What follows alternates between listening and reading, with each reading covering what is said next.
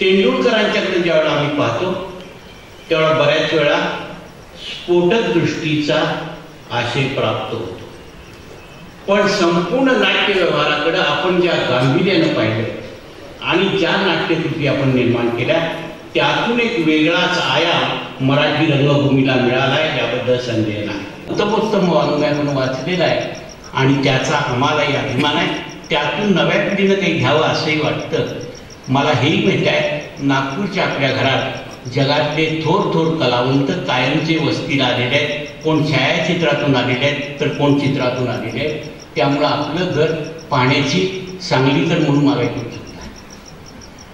हे सगळं करत असताना आपणाला मिळाला नाही असा पुरस्कार राहिलेला नाही.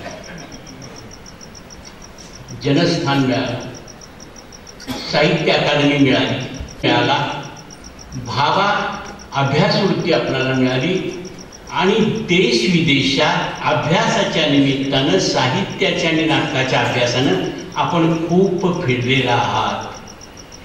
देश विदेशात आपली नाटकं देशातल्या अनेक भाषेत अनुवादित झाली आणि पाश्चात्य आणि पौरात्य भाषेतही अनेक अनुवादित झालेले आहेत. हेही भाग्य फार कमी मराठी नाटककारांना लाभलेलं आहे आणि मला या क्षणी सर असं वाटतं की नाटककार म्हणून आपण नाट्यसृष्टीत आपल्या नावाचं नाणं पाडलेलं आहे, याबद्दल सांगितलं.